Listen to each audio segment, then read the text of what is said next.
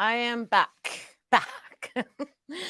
So the internet kind of went wonky, and I am just hooking up the computer to hotspot the phone. So path of least resistance. For those of you who are just joining, this is Shantal from She Achieves Studio, and we full moon card pull. This morning we have 4 decks of cards that we're going to choose from. And I've already opened up Sacred Space, but somehow I feel I have to open it up again for the airwaves. The Ethernet is real, the internet is real, the ether is real. So once again, we call upon Sacred Space with some Palo Santo. And thank you for joining. For those who are watching live, I welcome your comments. And there we are. Beautiful. I love it. I love it. Okay. Sacred Space. Let me just adjust my buddy. Okay, here we go. Here we go again. Round 2. Yes, we call upon Sacred Spirit of the South, Serpent, Sacred Spirit of the West, Jaguar. Okay, yes, I have to back up a little bit. We call upon Sacred Spirit of the South, Serpent, for Shakti Divine to rise and uncoil into that higher consciousness of Shiva. So we have this accessibility for the higher consciousness and to drop back in and down into this earthly experience that we're having. We call upon Sacred Spirit of the West, Jaguar, for energy conservation and for stealth. We call upon Sacred Spirit of the North, Hummingbird, for courage and tenacity. And we call upon Sacred Spirit of the East, Flying Eagle, to bring us the integral, to bring us integrity, and also to bring us focus and clarity. Beautiful. Thank you. Yes, we are completely surrounded by these sacred spirits right now. We call upon the shamans, the Akashics, the Reikis, the Thais, the Kundalini lineage, the gurus and their gurus, the ancient elders, the sutras, the Vedas, the Tattvas. We call upon the Tantras as well. Oh, yeah, the Tantras. And we call upon Mother Earth to Father Sky, as above, as below, in between, and all around, to guide us into this space this morning, or whenever anyone is watching this, to bring us into this beautiful golden light and love, to be able to access the higher frequencies that may not be always accessible to us, and know that we are guided in this protection of light and love. Let it be so. Sat Nam. Beautiful. I love it.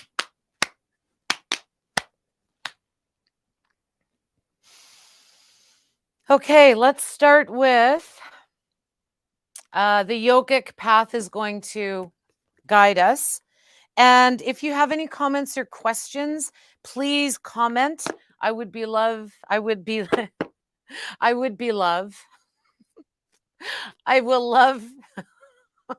Oh my gosh, the full moon is just like ecstatic right now. I would love to hear the comments, and I will comment back and talk to you. Oh, the jumping cards. 5 out of 5. 5 days of jumping cards. You got to love it. Oh, and it is a, let me just see here. Ooh, there's a lot of reverse cards in here.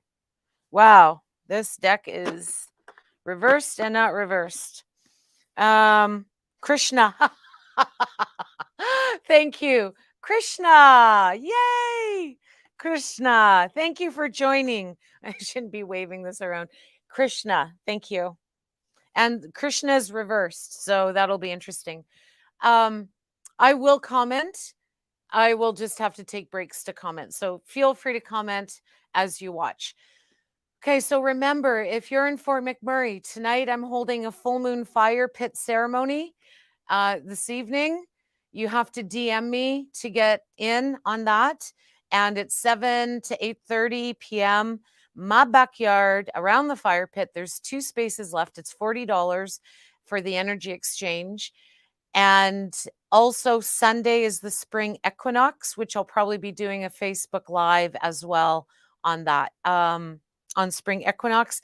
And there's a cacao ceremony. So we will be having a full situation of a cacao ceremony. Okay. It's like a full ceremony and around the fire pit to honor spring equinox. So just begin to notice the connection between the full moon and the spring equinox and where the energy is that you're holding. So let's go into Krishna. So Krishna is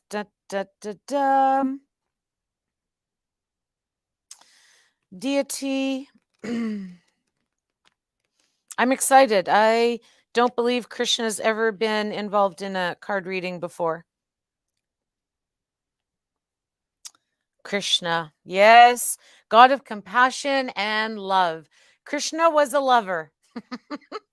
Krishna was a lover, Satnam, and that's why we called in the tantras and the sutras. Okay, reversed. Okay, so this guidance is, how is that being recognized in the universe with the full moon? Okay, so this is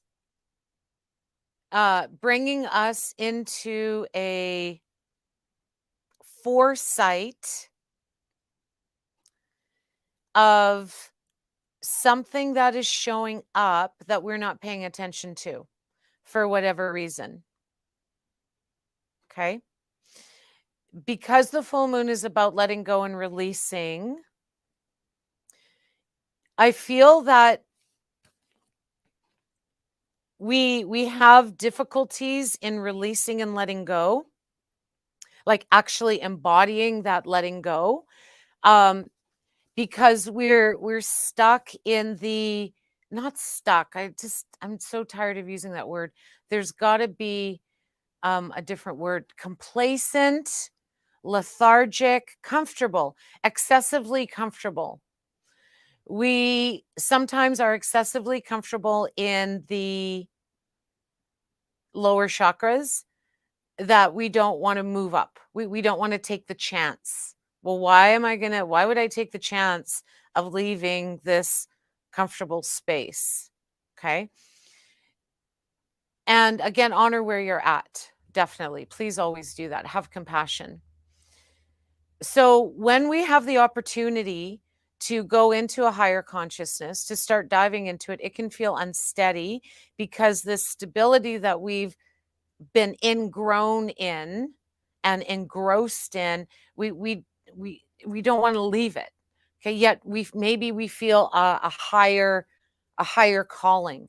We do feel that kundalini rising, and we're just not sure what to do with it. Okay, so I guess that's where we find a practice that works for us, whether you are coming into the studio in person or online with me, whatever the connection is. Maybe you go to a yoga practice at a studio. Maybe you seek counseling. Maybe you start reading books. I don't know. Maybe you start listening to Alan Watts. I'm not sure. um, so what I'm trying to say is the opportunity may or may not present itself to you to reach into this higher consciousness. And when you do, find a path to start you with. Just because you start with a path doesn't mean that's the path that you're always going to be on, because things change. You're going to change. Okay. So trust the process and come from a space of love. That's it. And let those energies maybe feel unstable. Let those heavier chakras feel a bit of discombobulation, but know that shakiness, that friction is leading you somewhere into a higher space. Okay. Okay. Have you lost your trust in the divine? Do you feel like you walk alone on this path? Have you been separated from the divinity that exists inside of you. There's no part of you that is separate from the divine. Your sex, your body, your age, even your shadows, all of it is holy and worthy of being embraced. Exactly. So that's what I teach, is to be in relationship with the shadows as much as the light. Okay. And it's a process. It's a process. That's why I offer 8-week series. I'm offering GUNA yoga school, yoga teacher training, and moving beyond yoga from the pose, from the asana, from the posture. Okay. Because it takes time. It may be just coming in or seeking guidance. Maybe it's an hour and that's all you can show up for. Beautiful. Honor that. Okay. And then from that seed that's planted in Muladhara, in the root chakra, it's like singular, it's individual. Root chakra stands for um, survival, your root support, individual, your security, your life. Okay. Your life force. So when that seed is planted within you, then you bring in the water element through sacral chakra. So once you start feeling that sense of security, you start to water it and germinate, and that seed starts to germinate. Okay. And then from there, you add the heat of the sun, the heat of the navel, the heat of metabolism and action and ego and will and confidence. And you start to move through that little seed into this bigger picture. Okay. Pick up what I'm laying down. Satnam, you got it? You are a divine being placed on this planet for a specific reason, to follow the Dharma. Exactly. Dharma. Dharma everywhere, baby. Dharma. Follow the Dharmic path. Sometimes we don't know what the Dharmic path is, excuse me, until we get tired of living in the karmic path. And when you're like, I'm so over this, I got to get out of this, then you start to realize how close the dharmic path truly is to you. The path is winding and has many chapters, all of which are important. So everything that you've experienced in your life, the shadows and the light, the bumpy and the grumpy, the happy and glad, the ecstatic, the grieving, all of that is the human experience. We can't get away from it. It's the human experience. It's all part of the big picture. It's how we are in relationship to these experiences, okay? Whether it's karmic or dharmic. So, so everything that you've experienced in your life so far has brought you to where you are now. Like in this moment, watching this live, whether it's right now with me or whether it's like 6 months from now, who knows? Or maybe you never see it. I don't know. But every part of the life that you have had, and even in the lifetimes before, okay, with the soul contracts, we work with this through Akashic records and shamanic journeying. All of that leads you to where you are now. So now the cool part is you have a choice. You have a choice of where to go and how to direct this space right now. You can keep rewriting the story. Just because the stories have been there doesn't mean they're there in your present tense. They're there in the past, and you either look at them as a teacher and be able to find some type of compassion and love and blessing through them, or you stay in those stories. And then the present life, it's sort of like a birth, the placenta. It's like the present tense moment is like a placenta. It's like always trying to get those membranes out and to be rebirthed. Yet sometimes we're not able to access those higher consciousness energies to be able to do that. So then we're stuck in the womb of the stories. We're stuck in the womb of the past. And that's how we live our life. And that may resonate with you and it may not.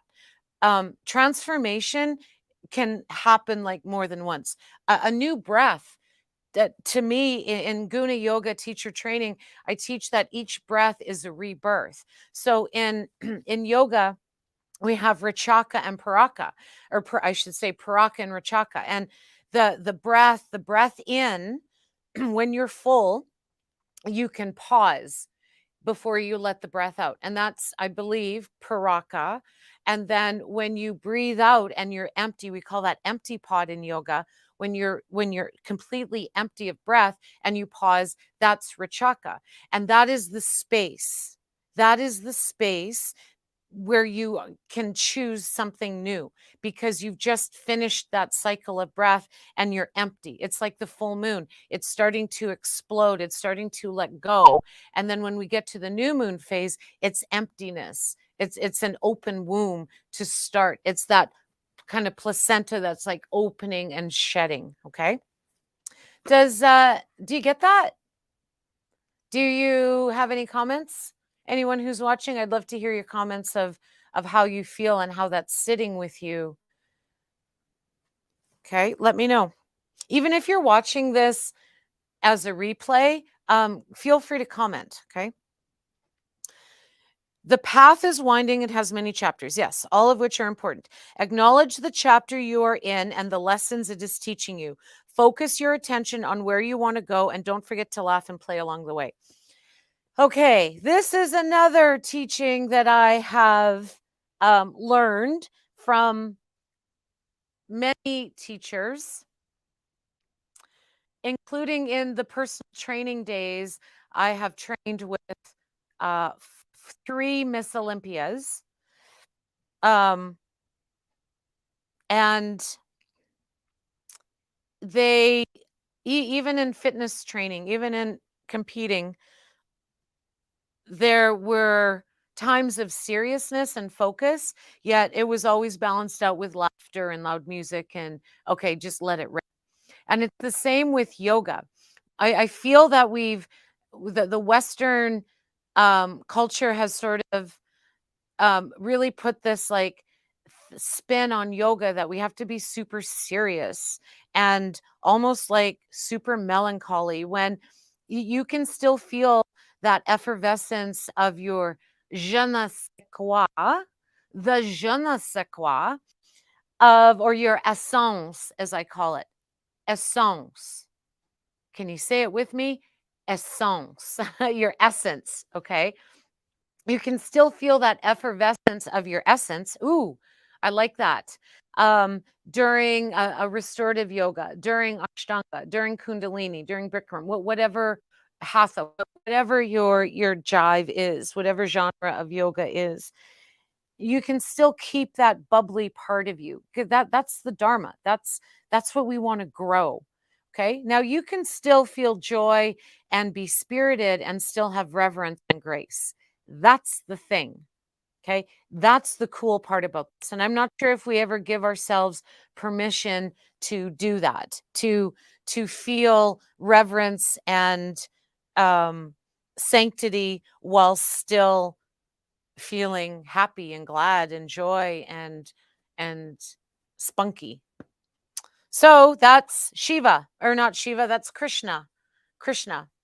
So the moral of the story to get us started on the full moon card pull is that every experience in this lifetime has led you to where you are now. And those experiences are to be learned and to be taught. Yet it's not, those experiences are not meant to be in our present tense. Okay, because this is a present tense. It's not the past and it's not the future. However, whatever we do in the present leads us into the future. So I think all in all, if we had to bring this card into a word, it's consciousness. Be conscious of the present moment. Okay, cool. So from there, the mystical shaman. Beautiful. Any comments? Any comments on this full moon? I love it. I'm just having a party here. I'm okay. I'm okay. Just having a party on the full moon in She Achieves Studio with some universal guidance. And I don't know about you, but the universe is my favorite place to jam out in. Beautiful. And I feel that we can access this universal guidance when we're in the present moment, when we're stuck in, there's that word again, when we're heavy and laying dormant in the past, we, there's a barrier there. There's like that, again, there's that membrane. There's that membrane. Ooh, and what was that word that I said? I don't know. It's on tape anyway, so I'll figure it out. Okay, let's go. Let's stay focused. Tap into navel, third eye, pass through heart. Thank you, heart. Your nice little pit stop on the way to the universe and coming back down. Whew. Okay. All right. That was a level up. Oh, 2 cards. Okay. So we have Krishna reminding us to tap into the joy of the consciousness of the present moment, to know that everything, even the gritty and the smooth, is part of where we are now. Okay, so moving on, we have the vision quest and we have lightning. Beautiful.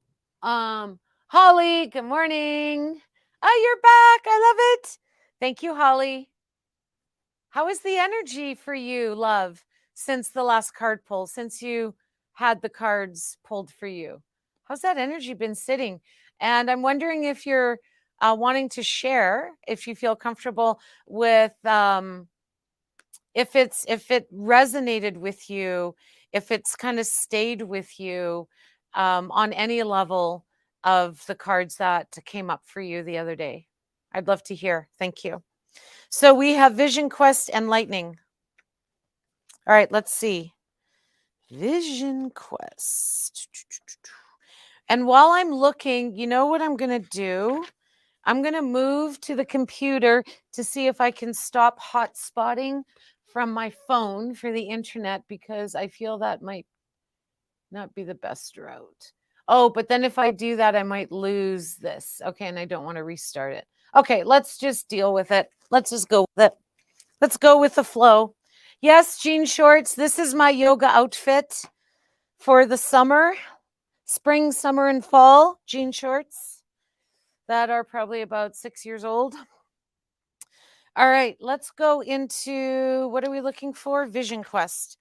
Okay, so in order to find the consciousness into the present moment, that was the message from Krishna, we can invite in a vision quest.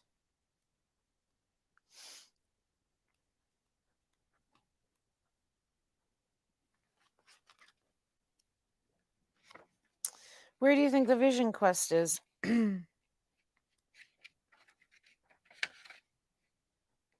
There we go, the vision quest. And we see the full moon because it's a full moon this evening.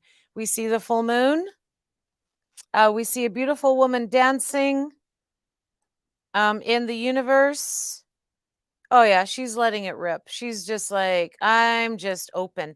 I know, right? And that's why the full moon ceremony is going to be so cool tonight, because, oh, we're just going to let go. You know, I got to tell you, if you feel that the mind is complicated and distracting and full, learn how to tap into the higher consciousness. Like, it is so freeing for the mind to be able to go into this higher realm. It's amazing. It's expansive. It's liberating. You know, it doesn't have to be a scary, big, drawn out process. It can just be, I just want to go there. I just want to get high on the universe, you know, and I love that, because we call it a heart high in Kundalini, the heart high. It's like you can get high off of the universe, right? With no, like, the universe is the drug, I guess you could call it. And it's so amazing, and especially with Kundalini practice, it's just it's so expansive, and it really creates an opportunity for the mind, for the chittas and the vrittis, the fluctuations of our mind, to be soothed, okay, to become soothed. Beautiful. Good morning. I love it. Thank you. Okay, so from consciousness of Krishna, we move into the vision quest. So now that we are open, and that's, I guess, what I was just talking about, is the vision quest from the mind into this higher consciousness. Okay. So I'm going to read you the teaching from this. Find clarity by spending time alone in nature. If you live in a city, go for walks in the park. If you live in the country, make sure that you spend time outside in contemplation. So it's silence. It's being silent. So when we're silent in our mouth, then that silence starts to drizzle up into the brain. Okay. And then the brain starts to calm. And when the brain is a little bit calm, and we don't want the brain to be numb, my goodness, we don't want a numb brain. So quit trying to shut the mind off. I got to just say to the universe, to the world, we don't have to shut the mind off. Okay? We don't have to have it as a flat line. That's not what this is about in my eyes. This is what I teach. What we're looking for when we find that inner place of stillness is the mind to be directed, the focal point of the mind to be directed and funneled into something else. And that's why with Kundalini yoga, we work with mantra, mudra, pranayama, asana. Okay, we roll the eyes up into our head. We go cross-eyed and we look at the nose. We go beyond into the universe. So what this does is a mantra is actually a vehicle for the mind. It gives the mind something to refocus on. And when you're in meditation, when you're receiving meditation, the mind is bringing itself down into the shape of the body, the breath into the body, the mind into the breath, and the universe into the mind. So when we're into this higher consciousness, we actually have a larger capacity to hold this transmission, this dialogue, this universal dialogue. And that's where we become in relationship with our soul self. That's where we become in relationship with Dharma. Okay. So going on a vision quest, get outside. Spirit helps those who help themselves. So set your intention and ask nature for a guiding vision in your life. Okay, so why we want to connect with nature. I used to resist this. I mean, I grew up on a farm in Saskatchewan. Like my best friends were pigs and chickens and ducks and geese and cows and horses and dogs and cats and rabbits. And I even had a pet snake. I think I even had some grasshoppers. We had little chicks. We had turkeys. We had geese. Like we had the whole kit and caboodle, full on animal farm. I lived on an animal farm. Satnam. I love that. I love that. So going out into nature was that's just the way it was, right? I had chores, clean the chicken coop, feed the pigs. I loved feeding the pigs slop. So as I grew, I started to lose that connection with nature. Although it was always inside of me, there was just these membranes, these layering from the soul into the consciousness, the reality that I was living. And I resisted going out. It was like, oh, I don't want to go out for a walk. And I was just all grumpy, high pitta, aggravation, Rajasic and GUNA yoga school. I teach the trainees and the students about the Rajasic GUNA, which is the fire element, which is irritation, movement, stress when it's imbalanced. And then I realized I've come a long way in the last 5 years that being in nature is just talking to the trees, being still and listening to the trees. And now in the backyard, I have been blessed with a beautiful, lovely backyard, and that my husband has helped create as well. And the outside is where it's at because we are part of nature. We come from nature. Do you get that? We come from nature and we live in nature, and all of these things around us that we make are from nature. However, these can also become borders and boundaries, restricting us from getting into our true outdoor nature, okay, where the vision quest truly lies. Okay, so that's that teaching from that card is once we've established that we're in our present moment from Krishna and we can find the love and compassion and passion, now further that into that vision quest to be alone in solitude, to be silent, to feel a little bit hungry, not always wanting to feel like we're satiated, like we're full. Okay, and that's why intermittent fasting, is a part of sometimes a yogic um, diet, or I even teach guna yoga nutrition. Okay, guna nutrition not based on macronutrients and micronutrients. I mean, Satnam for those, definitely. However, we can go into a deeper yogic path of how we feed ourselves and change that relationship with food. It's actually quite cool. So, moral of that card is the vision quest is going to help guide you into that deeper sense of present moment and consciousness. Okay? All right. Get it? Do we agree with that? So from there, we're on the vision quest, then we see lightning come up. And lightning comes up. Let me put these here. Shunk, shunk. So let's think of lightning. What guna would lightning be? I'm going to have to say, well, it's sattva is air element, and Rajas is fire element, tamas is earth element. So I'm going to say it's sort of a mix. Lightning is a mix between sattva and rajas, because rajas is fire element and lightning, is kind of heat and hot and energy. Yet it's coming from below and wow, I'm wondering, and above, I wonder if lightning encompasses all of the gunas, because lightning has to connect with earth, right? Like, doesn't it come up and come down at the same time, sort of? Or maybe it just comes down. I'm not really sure about that. So I know that it's definitely air element and fire element. Okay, I want to explain something here. The purpose of guna yoga, and all I'm going to be talking about is the gunas, because the gunas make up the three universal qualities of the universe. Okay, air, sattva, as I just explained, rajas, fire, and tamas, earth. Okay, so everything in the universe, even the universe itself, even this tapestry of Ganesha. Okay, my jean shorts, the cool jean shorts that I wear. Peace out.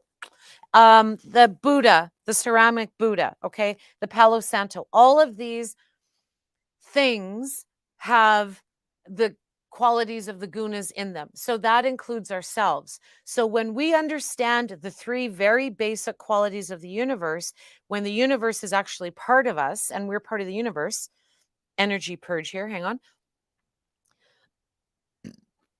Okay,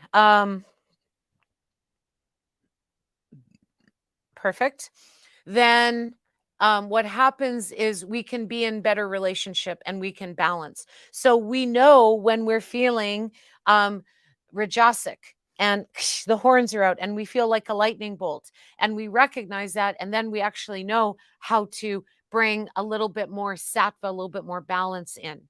Okay, that's what I teach. Or whether you're feeling very tamasic, very low, heavy.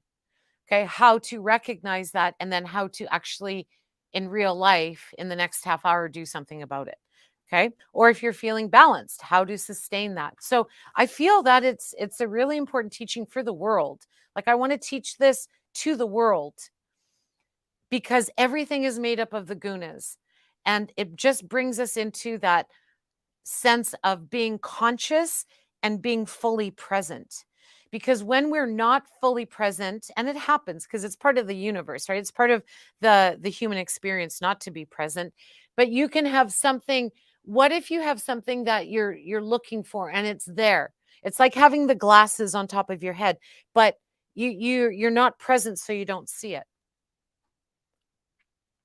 And then we have this hole, we have this feeling inside of us that we're not getting to where we want to go. Well, take a look around and figure out that the glasses are on your head, the ones that you're looking for. Okay. So that's cool of the vision quest. So let's go into lightning. Um, da, da, da. The forces of the upper world are investing their gathered energies to ignite you with a new inspiration and creativity. Okay, so this goes back to the card of Krishna, of passion and love and creativity. Okay, so it's sort of doing a full circle. So let's think. Let's think for a moment about the upper world I was going to talk about. So in shamanic journeying, we have the lower world, we have the ordinary reality, or in yoga, we call it the mundane world, our present tense. I'm just going to stretch out here. And we have the upper world. And in Akashic records, we have we go into the Akashic records kind of up there. So it's not so much heaven and hell, okay? Especially in shamanic journeying, there's no, the lower world is not hell, like by any means. It is actually the opposite of that. It is that hunter and gatherer space. It is that primal, that primordial essence of just the survival, okay? And that's where we get a lot of information when I do in shamanic journeying. And then we have the upper world, or we can even moving to a different genre, the Akashic records, where it's not so much heaven, it is expansion. It is space. It is almost eternity. It is everything. Okay. So when it says the forces of the upper world are investing their gathered energies to ignite with you, so the energies of the upper world and the Akashic records actually come down into that lightning bolt to touch space and time into this earth. So I'm not really sure what that means. I might even be slightly confused at this point. So allow this divine gift of awakening to take root into your being and enjoy a renewed sense of clarity, passion, and vision. Okay, so allow this divine gift of awakening. So how can we be awakened? By the upper world, okay, I get it, by receiving the messages. Okay, so we're receiving the messages when we are present. Satnam, there we go, got it. We receive the messages with clarity when we are present in the consciousness, when we invite Krishna, and we go back, like we receive the messages, hang on, from the vision quest. So the vision quest is offering us messages. It's giving us like a path, a map.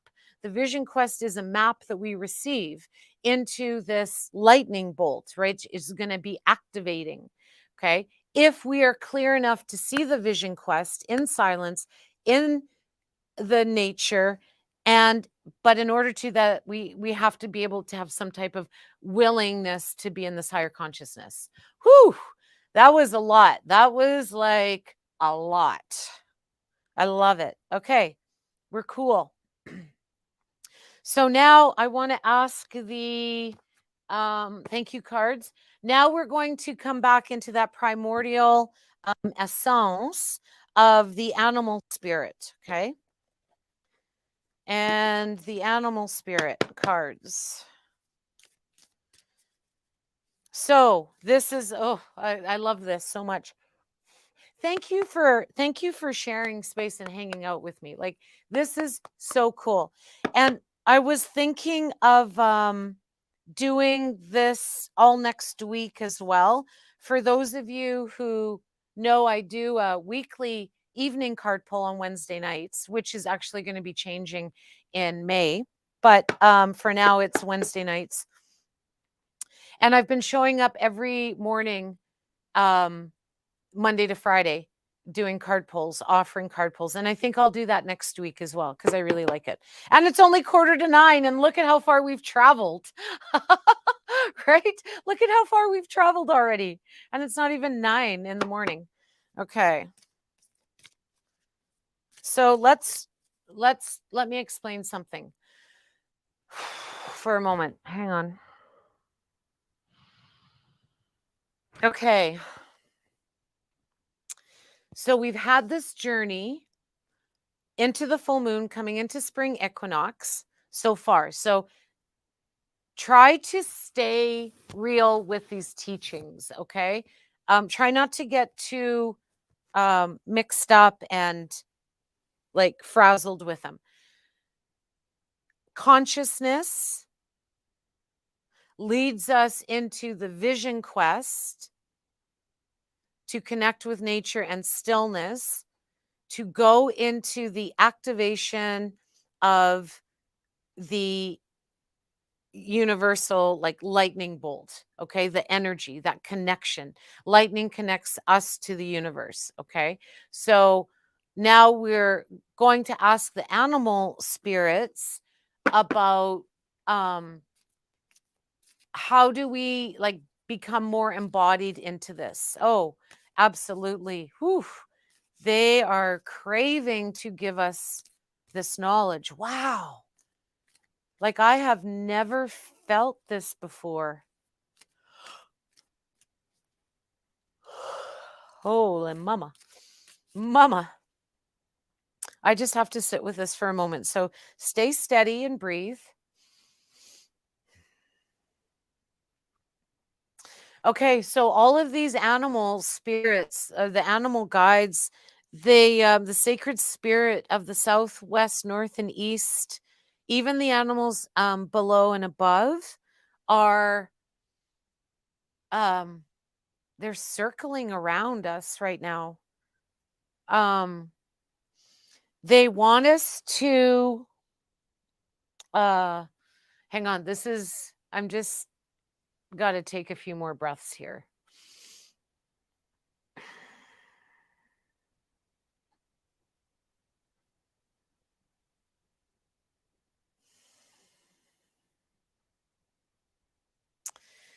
The animals come to us to remind us that consciousness can also come from the intuition and instinctual bowels of the soul. Wow, cool. Okay.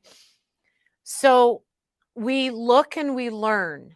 Okay, this might come out really fast because this is getting some channeling here. Okay.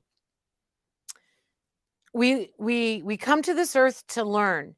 We want to learn to move. We want to move to go beyond. The learning becomes something that we find outside of ourselves. Yes, granted. Ooh, do you hear that? Interesting. Sorry. Okay. Woo. Okay. The learnings, the teachings that we are to know are not only from the books. Yes, read and heed the books and the ancient teachings as these scriptures bring us from the beginning into the now. And we cannot go from the beginning to the now without them. Yet there is more guidance for you to be found in, and you must go in to seek this inner knowledge. The ancient teachings cannot be found to where you want them to be, to lead you where you want to go, if you do not find the space within you. If you do not find this space within you, it will not be forgotten. It will not be lost. It will be held not in shackles, but it'll be just held in this boundless in space, and it'll be like an astronaut floating in space, right? It's just there's no momentum, and it will just be held in space. Okay, woo, my eyes watered, yawning. Oh my gosh. Okay, that was a big channel. I don't think I've ever had that happened before. Okay. Thank you, spirit animals. Okay, here we go. Woo! Wow. Were you watching that? That's kind of cool. That was a lot of purging. Eyes, sound, and yawning. I'm surprised I didn't smell anything. Okay, so let's tap into the gratitude for that information. Okay, here we are. Oh, okay, beautiful. Absolutely. Okay. And there's two. Yeah, they're like two, two, two, two, two, two. So primordial and instinctual. Oh my gosh. 3 upside down cards. Wow, lots of reverse going on. That is interesting. Whale, dragonfly, gazelle. Whew. Okay, we're gonna, oh my gosh, we're going on for so long. Okay, I think I'm okay. All right, I'll go through this. So we have whale, dragonfly, gazelle. So with these animal spirit cards, it doesn't matter if they're reversed or not. Okay, so we're going to start though with the whale.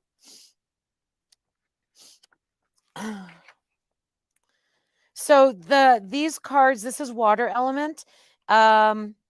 These cards are going to remind us in a very fundamental, I guess, well, rudimental way, in a very animalistic way of how we can embody all of this. The whale represents profound emotional health and stability. Whale energy is usually linked to the feminine forces of compassion and communication. So that is going back to Krishna. So I'm just going to say, when in balance, the whale is calm, steady, deeply compassionate. When out of balance, it's heavy. It slips into the old story, which Krishna is reminding us that we've gone through those stories. We can learn from them, and actually we can close the book and move on. Okay.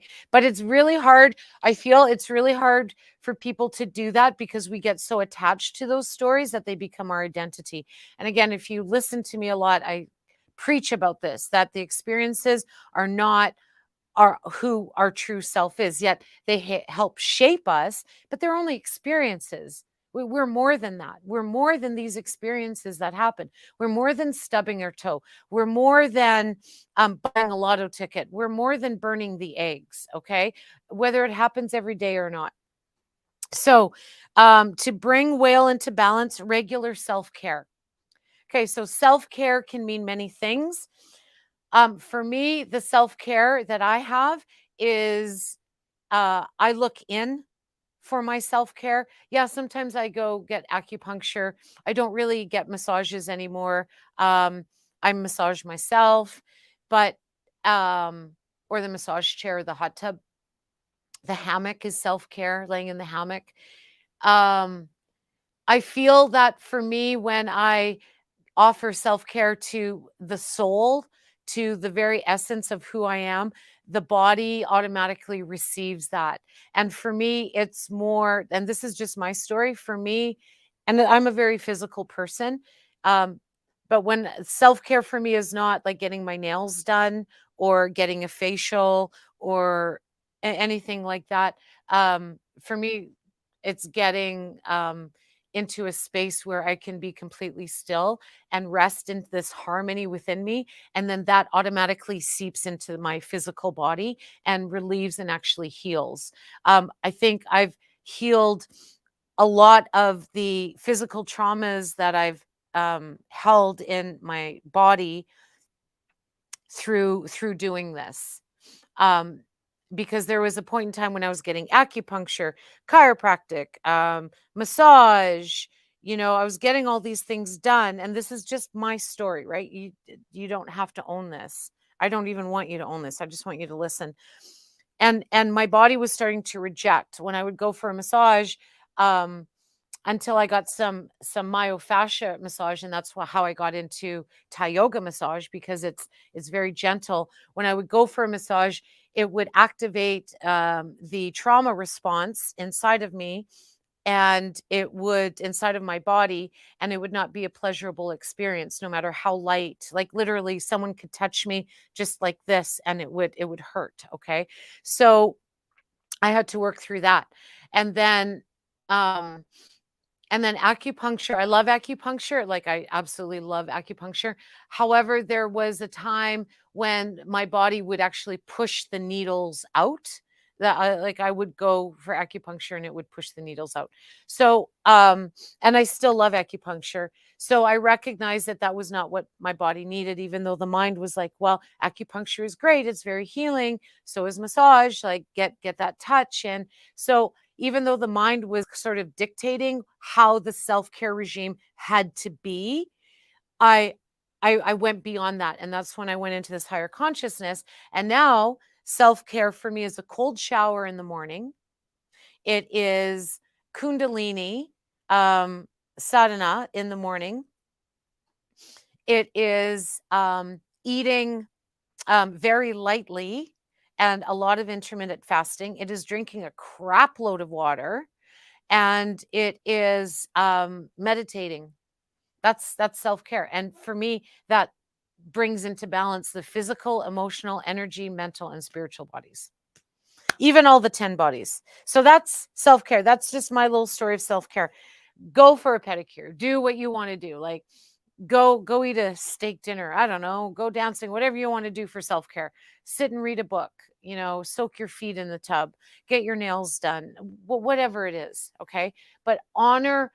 I'm going to ask you though, with self-care, if you can see if it's self-care that is helping, that is assisting a sattvic, like a balance, a harmony and clarity in the physical, emotional, energy, mental, and spiritual bodies, because all of those bodies also require self-care, not just the physical body. Okay. All right. So that's whale. Let's finish this off because I'm going to go. So we have the water element, self-care. That totally makes sense, and how we can embody the teachings from this morning. And now we have the gazelle. So when we think of a gazelle, a gazelle is fast. A gazelle is very graceful, heightened awareness and ability, and vulnerable. So the gazelle, when in balance, is graceful, perceptive, and artistic. When out of balance, food allergies, insomnia, and a racing mind. Okay, so to bring into balance, yin yoga, a cozy home, and good food. Beautiful. Love it. And the last but not least, so we have water, earth, and we have, I think that's air. I'm pretty sure that's air.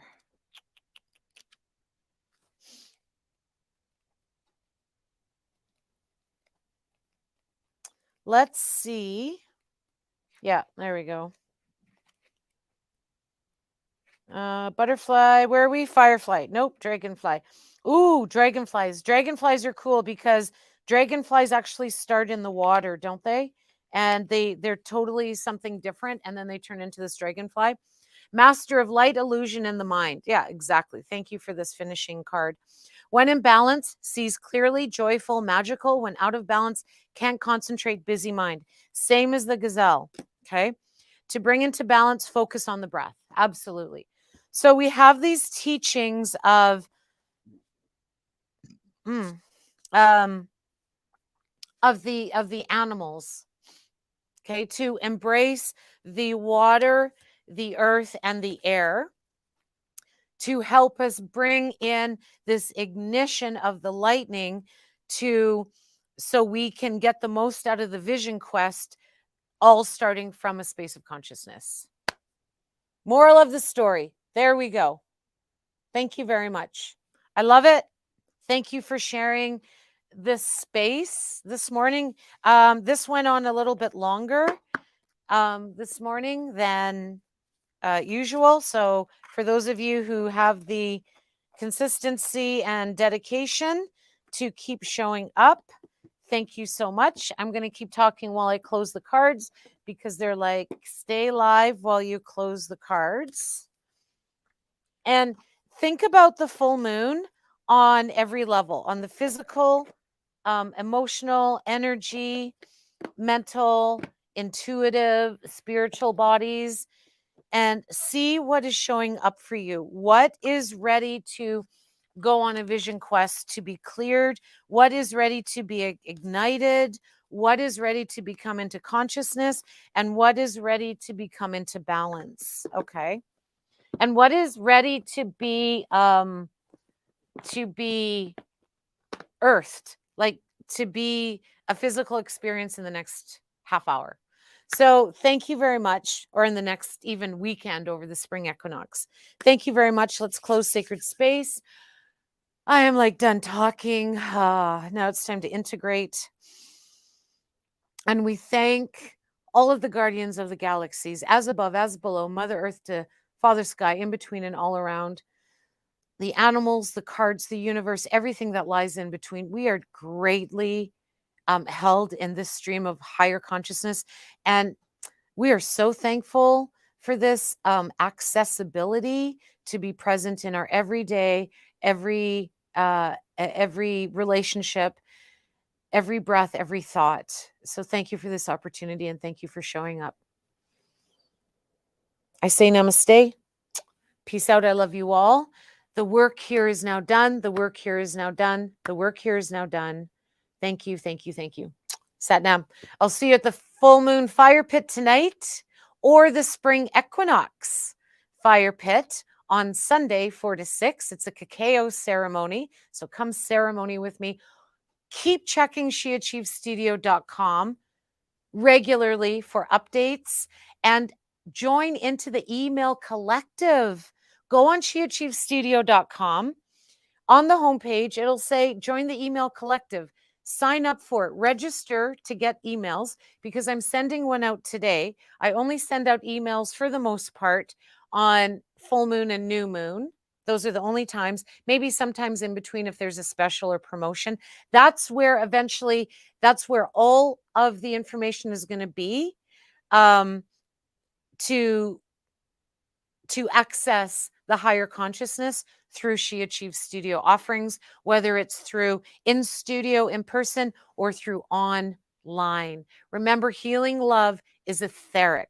So online, I've taken some of the most powerful teachings online, as well as in studio.